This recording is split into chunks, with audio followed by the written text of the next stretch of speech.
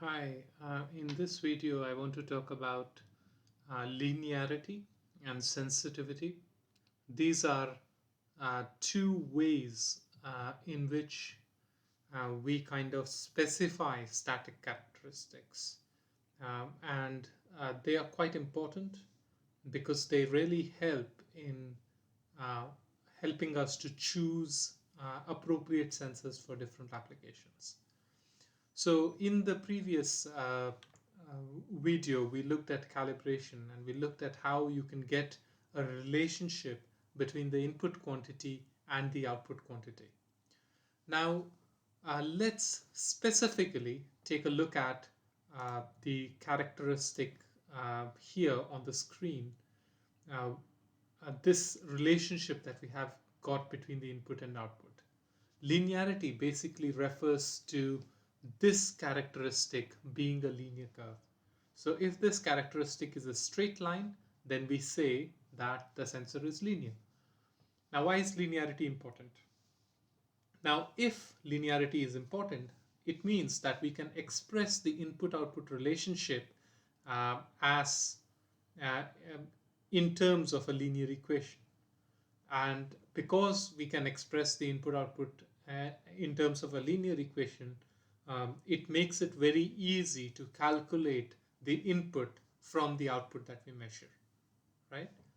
Or calculate the output from the input that we are giving. And this makes it easier. Of course, linearity becomes a little less important um, in today's world where we have sophisticated microcomputers which can do complex processing. There's one more advantage of linearity, which we'll just see in a moment, but we'll come to that in a second. So, if the characteristic was not a straight line, but some kind of curved line, like this red line is shown here, then the sensor is not linear, and therefore it's called a non-linear sensor.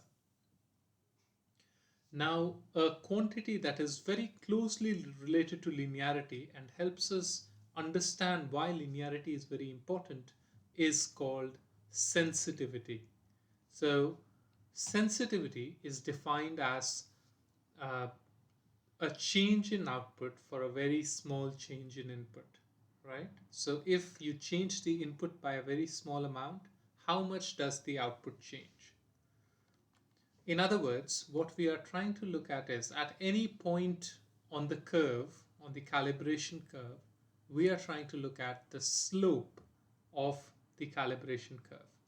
So if X was the input to the sensor and if Y was the output of the sensor, if we change X by a little amount, let's say delta X, and we are able to measure the delta Y, the change in the output because of that change in input, we could take the ratio delta y by delta x, and that gives us the sensitivity.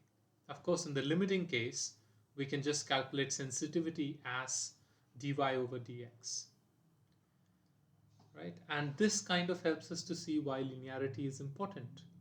Now, for a linear calibration curve, the sensitivity of that sensor is the same throughout, right? While if the um, if the calibration curve is non-linear, then the sensitivity is not constant but changes. So for example, in this curve, if we have an input which is very close to zero, you have a very high sensitivity. That is, you will get a very high change of output even when the input is very input changes by a little bit amount if the input is somewhere near the zero range. But if you go to the further side here, let's say, or on the negative side here, then even when the input changes by a certain amount, the output doesn't change much, right? It's almost constant. So the sensitivity is not constant. So that's one more advantage of linearity. A linear sensor will have constant sensitivity. Now, for different sensors, we have different sensitivities. If you have a low sensitivity, as you can imagine, you will have a curve like this, whose slope is not as high, while a high sensitivity sensor will have a curve that is like this. Now, there are some places where you may want to use low sensitivity sensors and some places where you may want to use high sensitivity sensors. Now, what are the advantages of a high sensitivity sensor? What are the advantages if a sensor has high sensitivity? The basic advantage is that the output will change more when the input changes by a little bit, which means that you can detect the changes very clearly, right?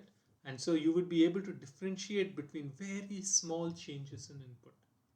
Uh, while you will not be able to do it, or you will be able to do it less clearly with a sensor which has low sensitivity. However, that's not the only consideration. Another consideration would be the fact that a low sensitivity sensor can take a big range of inputs. Why is that? Any sensor is going to have an output range. It's going to have a range of outputs that it can give, right? So let's say the output of a sensor is in volts. It's a voltage, and it can give a voltage output between 0 to 5 volts. If you want to measure, so 0 to 5 volts will correspond to a large range of inputs if the sensor is a low sensitivity sensor. If, however, the sensor is a high sensitivity sensor, because the change in output is large when the input changes, so the input range will be limited, right? So in cases where you want to measure a large range of inputs, you will have to have a low sensitivity sensor. And in cases where you are looking for measuring very small changes of input, you would like to have a high sensitivity sensor. Hope that helps.